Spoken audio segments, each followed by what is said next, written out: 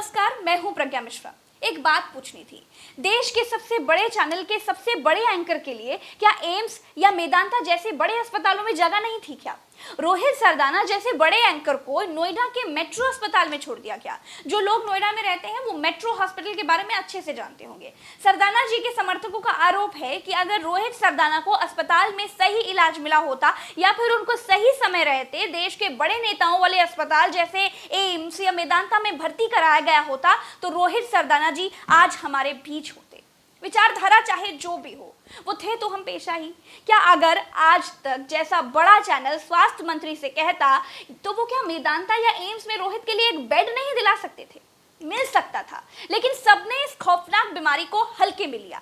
ईश्वर उनके परिवार को और प्रमिला भाभी को इस शून्य से उबरने की शक्ति दे, उनकी दो बेटियों पर रहमत बरसाए।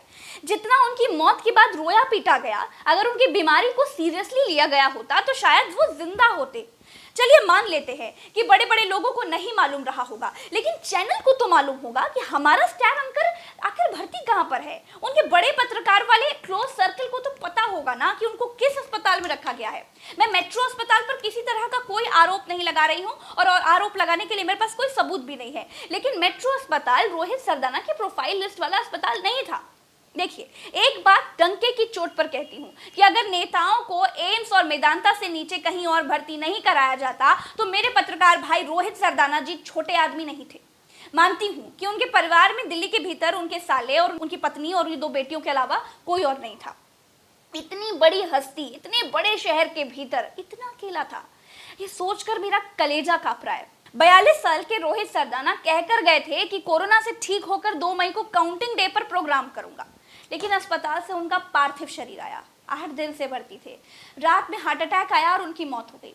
कहने को तो आप बड़ी बड़ी बातें कर लीजिए, लेकिन वो जिस अस्पताल में भर्ती थे वो ना तो उनकी चैनल की डिग्निटी के हिसाब से ठीक था, ना ही रोहित सरदाना के कद का था। मैं सही बात कहती हूँ, इसीलिए बुरी लगती है। तमाम लोग गांधीगिरी वाला ज्ञान देने यहाँ पर उतर आएंगे, लेकिन मित्र, ये मैं सच कह रही हूँ कि रोहित सरदाना को अगर एम्स और मेदांता में भर्ती कराया गया होता तो मेरा मन कहता है कि वो आज जीवित होते। देश में कोरोना की दूसरी लहर में 52 से ज्यादा पत्रकारों की कोरोना से मौत हो गई। यूपी में 20 से ज्यादा पत्रकार साथी मारे गए हैं।